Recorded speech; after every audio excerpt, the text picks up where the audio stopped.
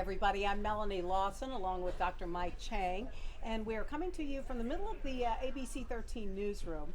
We are here, of course, on abc13.com and YouTube, and we're talking about what everybody else is talking about, and that's all the changes that are associated with the coronavirus.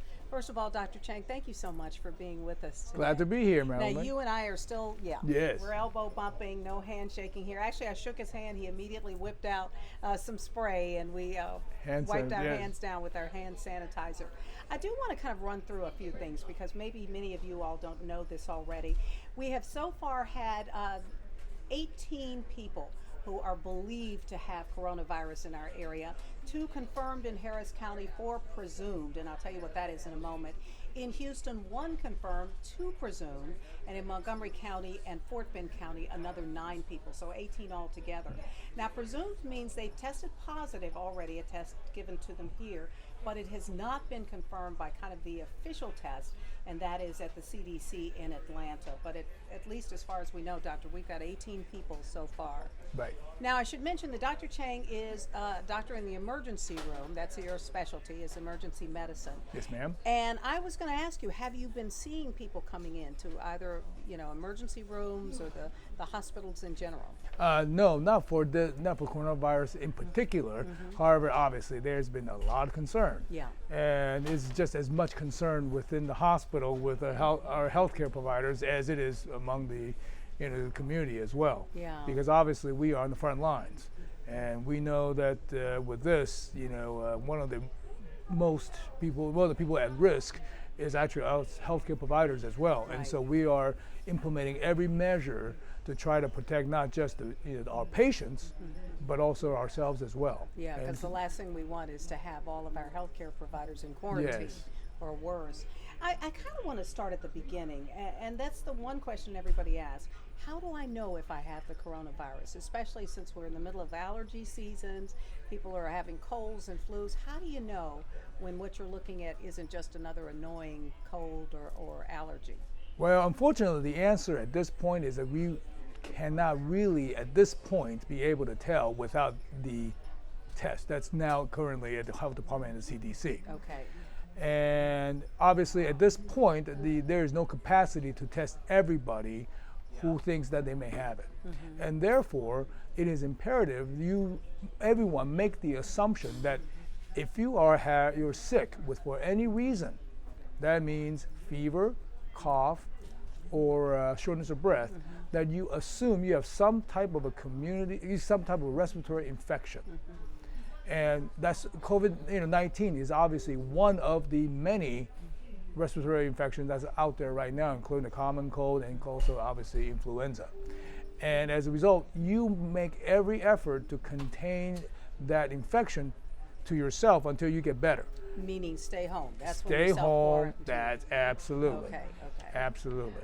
Now, again, let's kind of go through it because fever seems to be a key part of it. Is that right? If Yes, your it's fever one. goes above a certain level? Right, and again, it depends on the person. The older you are, but low temperature. So an older person may be 100.5, 100.6. You could call that a fever. A younger person, probably need a little higher. Okay. However, one of the things about this particular virus that is so difficult for us to wrap our heads around is the fact that there are a lot of people that may not even have much in the way of symptoms. Okay.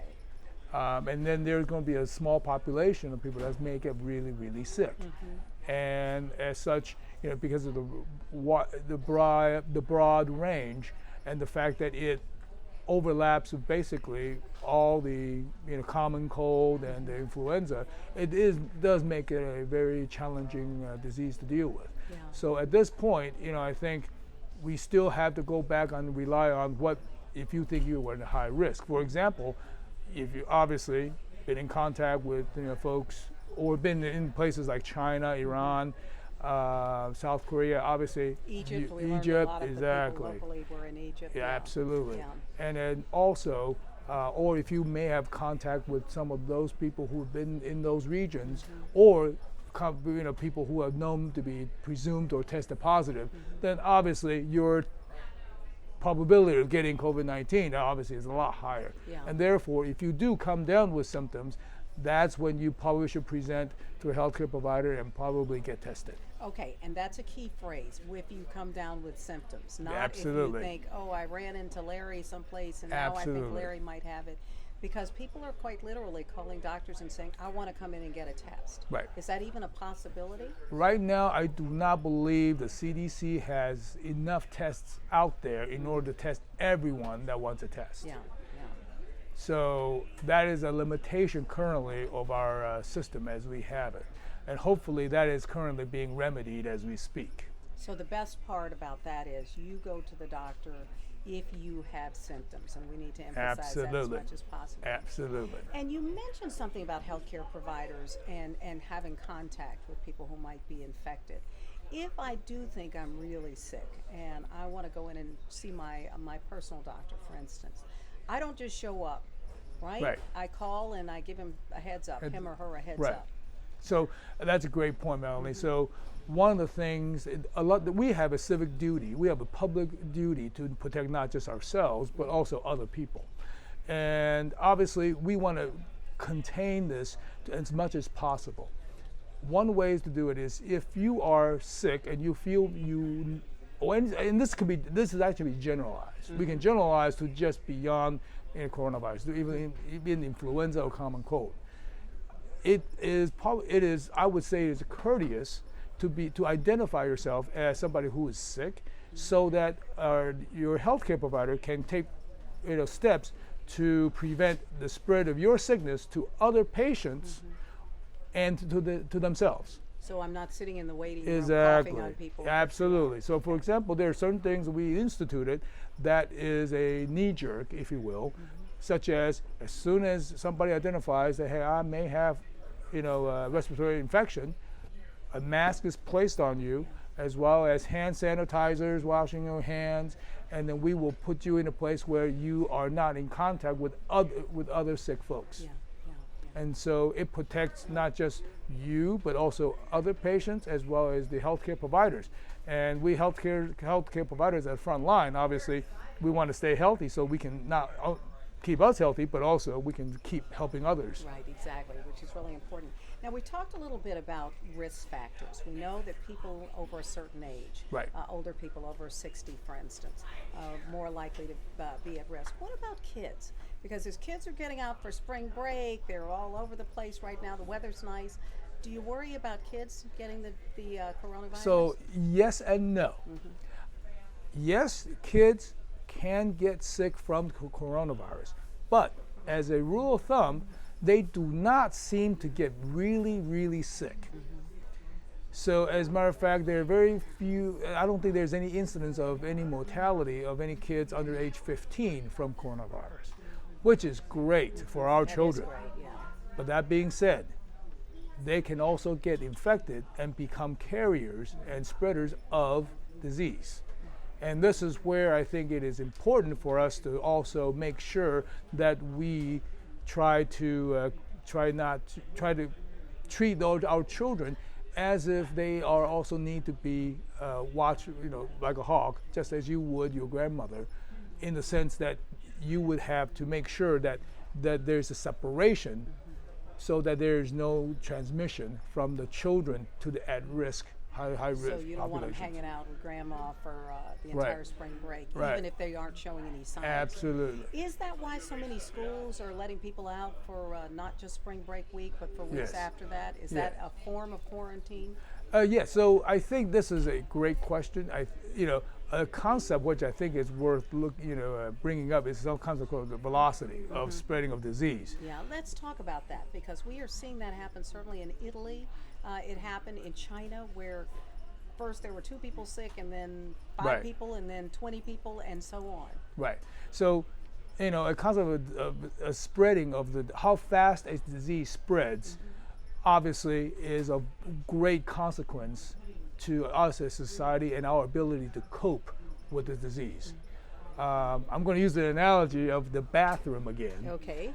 So if I'm in a room where there's only one bathroom, and if all 100 people wants to go to that bathroom at the same time, I think we're going to have a little bit of a problem. Right, exactly. But if we can just do it, slow things down to the point in which only one person go at a time, then it becomes a manageable a containable issue.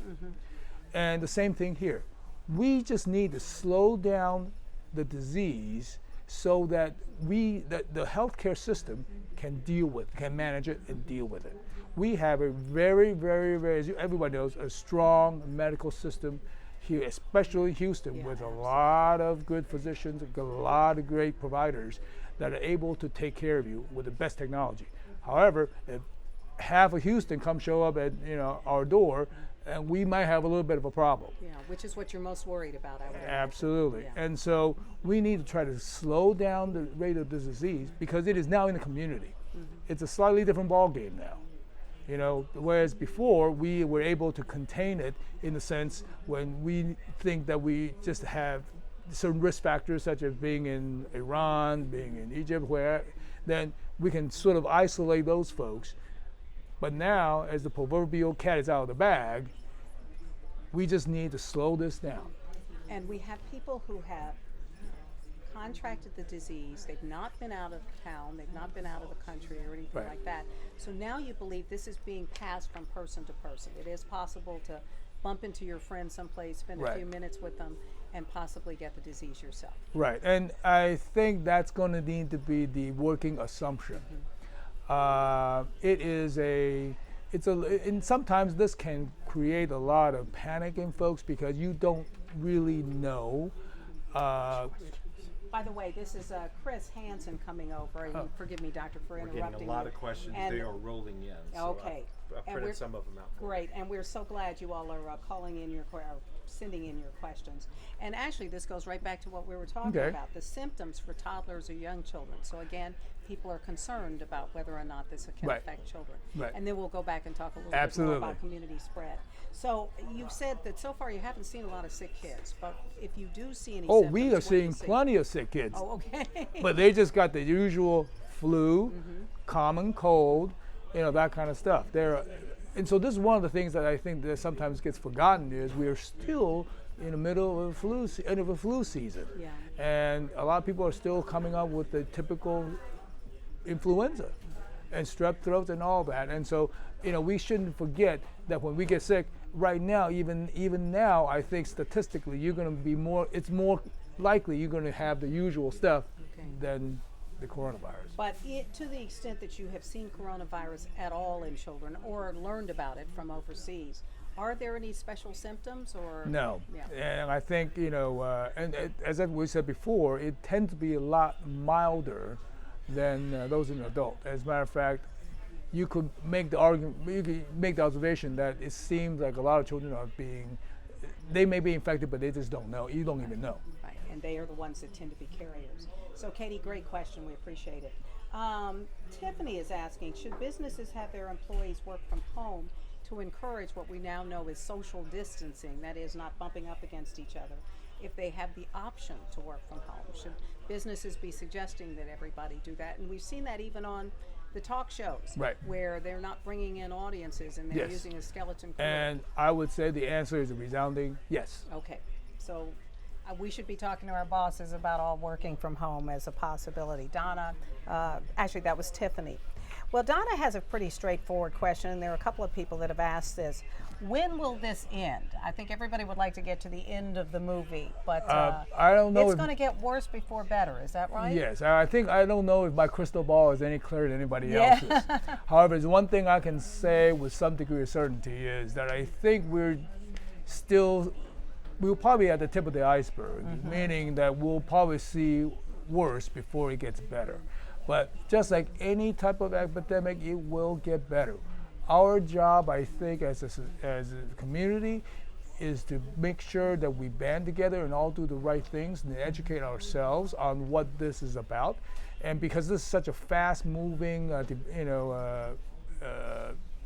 epidemic, I'm just calling it the way it is. A fast-moving epidemic that we all need to keep up with it, and then to be extremely diligent on our usual the basics, as I say it. Hand hygiene. So washing your hands all the time or using hand sanitizer. Exactly. Do not touch your face. Have some degree of social distancing. Okay. And and obviously stay home if you're sick. And then if you're caring for someone who is sick, make sure that you also protect yourself with a mask, and that's probably where the one situation where you definitely do need a mask is the one that if you are taking care of somebody else who's ill, or if that very person is ill to begin with, then that helps prevent that person from getting other illnesses or prevent the spread of the illness to others. And self-quarantine just means either you've been sick, or you've been exposed to someone who's sick, or there is the possibility you're exposed. Right. Is that when you make the decision to go home and stay there for, at a minimum 2 weeks? Right. Well, so the first part of the question is the self-quarantine. Yes. So if you think, again, at this stage, because it is so hard to identify, because of the lack of the testing supplies, who has coronavirus per se. Yeah. So I'm gonna generalize it to basically anyone who is sick, and that includes the flu, the common cold. So yes, so you want to make sure that number one, you don't, go out and socialize, for example, and make sure that there is some degree of social distancing for yourself. Now, does that mean that you need to be bedridden? No. Yeah. It just means that I think you need to make sure that you're not going out to, restaurants, bars, hanging out. Exactly. Yeah. And by social distancing, we mean just kind of staying up to 6 feet apart from someone else. In general, 6 feet is a good number, and a good distance, I used to say. Oh. Well, I want to get back to a couple of questions here. This is interesting from Fletcher, and thank you, Fletcher, for this question. Can the virus be transferred through handling produce, or really food of any sort? And that secondary question that I've seen, can it be caught if you're handling money? Okay. So let's talk about food and then money. So the question is, the answer in absolute is yes, because if you are, and I'm going to generalize once more, because this is not just applicable to the coronavirus, but it applies to the flu and the common cold. So for example, if I have the flu and I sneeze on my hand and I take out my dollar bill and hand it to you, and you take the dollar bill and then you touch it and you put it in and you touch your face, then yes, you can get infected from that dollar bill. Okay. So once again, I go back to the basics. Once you handle anything that potentially could be infected, you want to wash your hand. If I'm in a restaurant and a waiter walks over and hands me a salad, let's say, or a dish, and I notice that he's sneezing and coughing and kind of doing that, can I get the virus, or can I get ill from that food?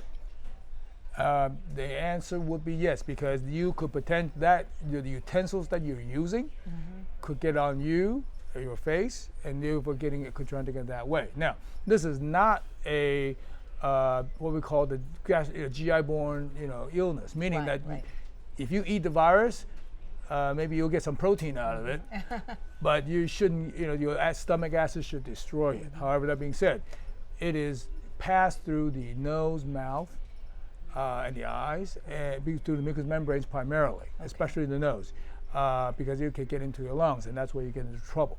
Okay, and that always brings it back. Now here's a question, because people are asking over and over again about treatment. Is there a treatment for it at the hospital or the doctor's office? And the answer, of course, right now is a resounding what? No? It's a no, but hopefully that's going to change very soon. Currently, the standard of care is really at this point supported, meaning that if you are breathing hard and you're low on oxygen, we give you oxygen. And if you need more than that, you need help with breathing, then we put you on a breathing machine. If your heart starts failing, we need to give you medicines to help the heart pump, etc. If you have an infection on top of that, we give you antibiotics and as such.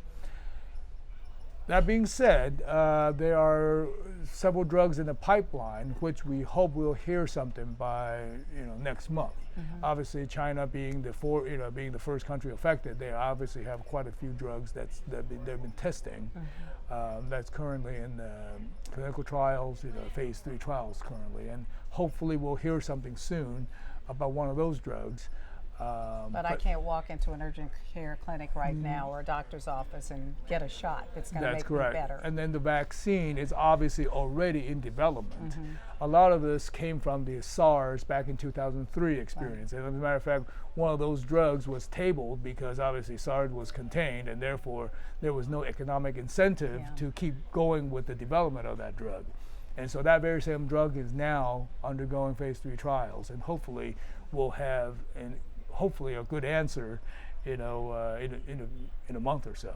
Well, I just want to sort of update you if you're just tuning in to us right now. This is Dr. Michael Chang, and his specialty is emergency medicine. So we're obviously talking about so many issues relating to the coronavirus and the questions that so many of us have about it. Let's see. Here's a good one from Janie. Janie says she has congestive heart failure, and we're sorry to hear that, Janie. But she says, will this virus be especially hard on me if I get it? And as I understand it, it does involve the lungs and the heart primarily, right? Yes, so congestive heart failure, in short, is that, your heart is not pumping particularly well. And as a result, obviously you have issues with sometimes of getting blood to your other parts of the body, and it can back up into your lung. And so with the coronavirus, yes, it is especially hard on those with certain issues, and that includes cardiovascular disease. Okay. Absolutely. So you're one of those folks that unfortunately is at high risk. Therefore, you need to be particularly careful. And that also includes other people with lung issues, with respiratory problems. Absolutely. I understand. Asthma, COPD. COPD, that's right. Okay. Smokers, are smokers more affected? That's an interesting question. I think we're going to find out they're probably going to be yes. And it's because smoking is obviously number one contributor to COPD itself. And then the other risk category is diabetics. Okay. Because their bodies are just naturally a little bit more suppressed immunologically.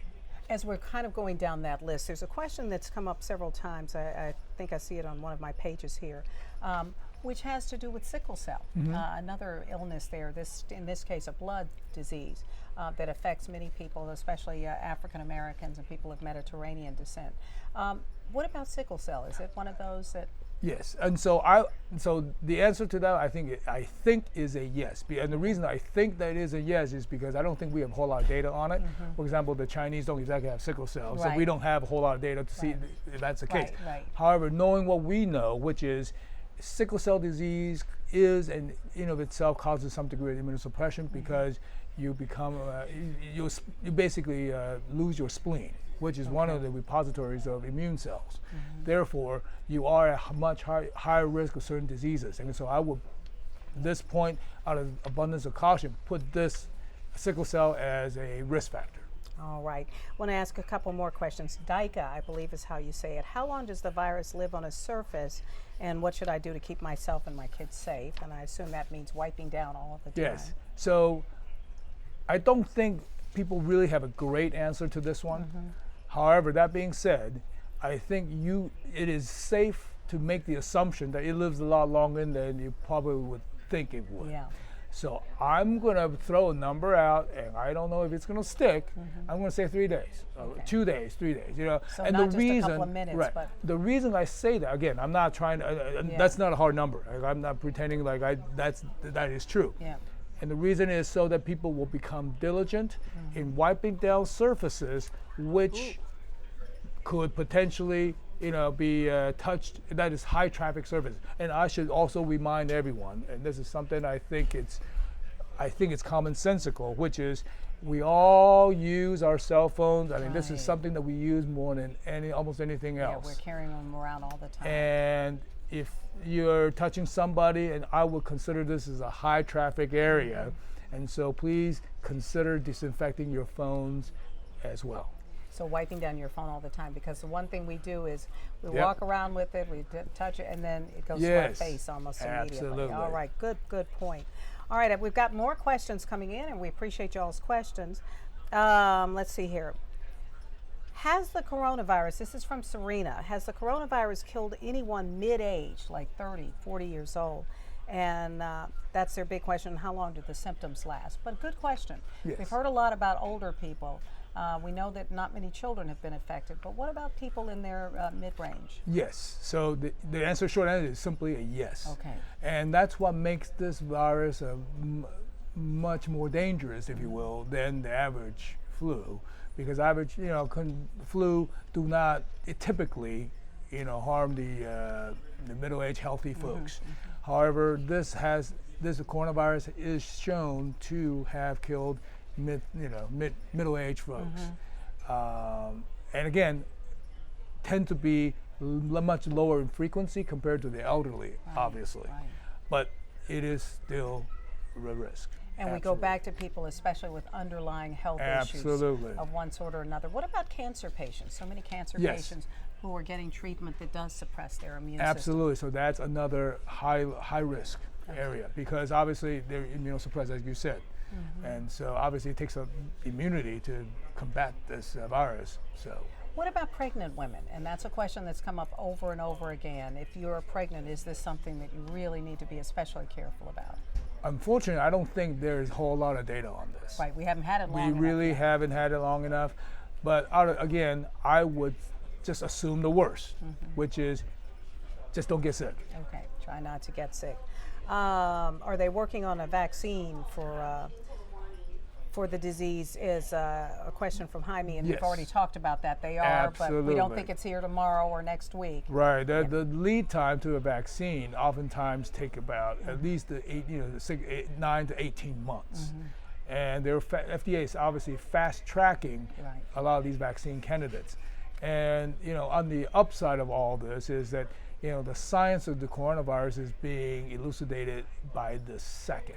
I mean, this is one of those few diseases that the whole, the genome, the DNA sequences was mapped out within weeks. And they know all the proteins on it. And so, all the little spikes that you see on the coronavirus. Yeah, we can recognize a coronavirus. They got that mapped out. And so they already kind of try to figure out where to attack on the, for the vaccine. And so we want to make sure we slow the transmission of this virus down so that we, as a medical community, can manage it and deal with it until we get the right therapeutics and the vaccines in place. Absolutely. And that's when we're going to go over the hump. Now here's one that's tailor-made for you as a doctor who specializes in emergency treatment. Sonia wants to know, do we go to the emergency room if we have an itchy throat and stuffy nose and we are sweating? So if we begin to feel as though we're sick, do we head to the emergency room first? I think at this point, again, the answer will probably change over time, as especially if we have more testing kits that becomes available. But at this point, I don't think so, unless you are at a high-risk category, or you have a high chance of getting the disease, meaning that you personally obviously went to one of those 5 countries that is raging right now, or that some people who've been there, or you actually have been in contact with one of those folks that has presumptive or diagnosed COVID-19. Now, do you go to the emergency room, though, or do you call your doctor first? Unless, for instance, you can't breathe. Right. Because I would assume in a situation like that, that's 911. Absolutely. So, obviously, if you're very sick, the emergency room is prepared to take care of anybody that comes through the door. Now, if you're otherwise feeling fine, okay, and this is not, throwing you for a loop, then I would probably go to the PCP route, the office route. The doctor first, Right. But let them know you're coming in. Yes, please identify yourself. And that you think that might be the problem. A couple of more good questions here. Debbie wants to know, when tests become available, how does an uninsured person get tested? Am I expected to cover the cost? And I think we've heard from the Vice President at the very highest levels, folks. The Vice President says that there will be testing covered for everybody who needs it, right? That's why I'm going to have to say that. I think that's above my pay grade. Yes, exactly. But he's got the top pay grade. But so. I just want to say, I think this is one of those situations in which we all have to band together as a society, and we got to do what's right. We just test and ask questions later. And figure it all out Absolutely. after that. Michael says, and this is a question a couple of people have asked, Michael and Liz here, that they ordered something that was made in China, ordered something from Wish, I think they said. what are the chances of contracting COVID-19 if I open and use that product? Any chance that it could live on a surface coming from overseas? I don't think so. Again, if you assume that it takes 2-3 weeks to get the product to you through the ship, then probably not. However, that being said, if you're really concerned about it, please wipe it down with a disinfectant. I think that would not hurt anything. It never hurts. Here's a good sort of overall question, and that is, if you could look into that crystal ball of yours, what do you see this situation looking like a month from now, 2 months from now, maybe even a little bit longer than that, as we see really the whole country at this point and the whole world reacting? But we're shutting down sports events, we're keeping kids out of school for weeks on end, the rodeo shuts down 11 days early. Really just a dramatic reaction by so many people across the country. Do you see things turning around quickly, or are we in for the long haul? I think we're probably going to need to assume that we're going to need to go in. This is going to be one of those that's not going to go away in 2 weeks. We probably need to brace ourselves a little bit.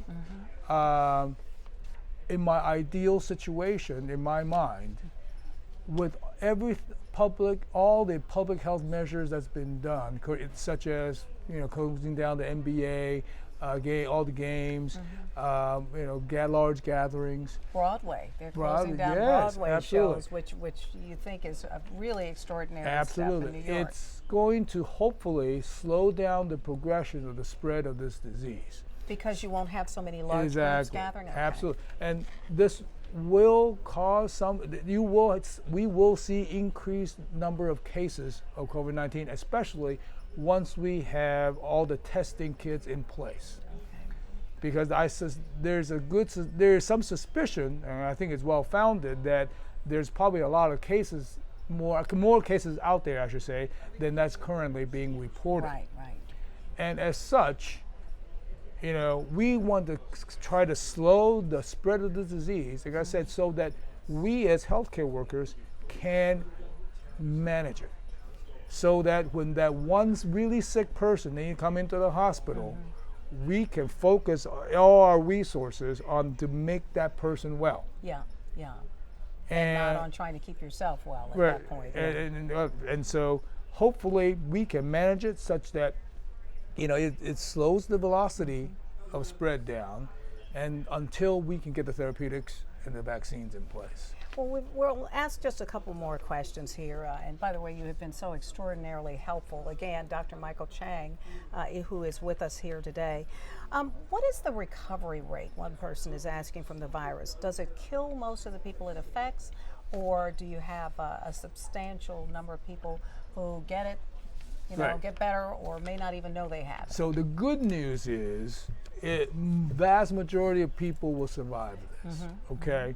So now, but the sobering news is it does kill a fair number of people, especially those in the older age range, especially in those with underlying medical conditions. But it is not by any means the majority. This is not a Ebola nor a SARS, or even a SARS for that matter. Okay, so is the number 80% or so have a mild case or don't realize that? Absolutely. Is that about right? Or? Absolutely, you hit the number on the head. It's 80%, and as a matter of fact, there are plenty of people who don't even know they even had this. And now, that being said, the flip side is there is that 20% that's going to get really sick, and in some cases even worse. You lose people. Chris Hansen is standing here, so he's telling us last question. All right, let's make it a last question. I was just looking here. We talked about pregnancy, we talked about food. If there is a last thing you can say to all of us, as we do feel that sense of rising panic, watching so many things change just in the last 24 to 48 hours. We've looked at the number of events that have been canceled, real massive changes to our lifestyle. People standing in line at Costco or at many stores around here just frantically trying to stock up. How can you reassure us that this is certainly new to us, but we have ways of dealing with it? And this is so just to take a step back, this started only in December, and within the last 2-3 months, a lot of strides has been made to understand this disease and how it spreads. And obviously, we are now in a situation where we need to try to contain this virus in so much as we can. And obviously, everybody is in the one, meaning that we need to do what all we can do to prevent the spread of the disease by doing the things, the basics. Let's go back to the basics when things start getting a little rough. Yeah. And the basics are simply social distancing, washing your hands, making sure that when you're sick, you stay at home, and if you're at risk, please let your medical provider be aware of that. And obviously, don't take unnecessary risk, and most importantly, to understand who is the most vulnerable to this, and that is the population that we keep talking about, the old elderly and the one with a lot of medical issues. Okay.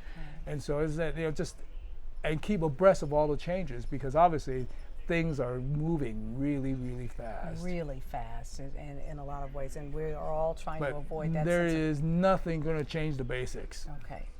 Things may move as fast, but it still doesn't change the basics. Okay. Well, Doctor, thank you so much for taking the time. I'm going to give you the elbow there.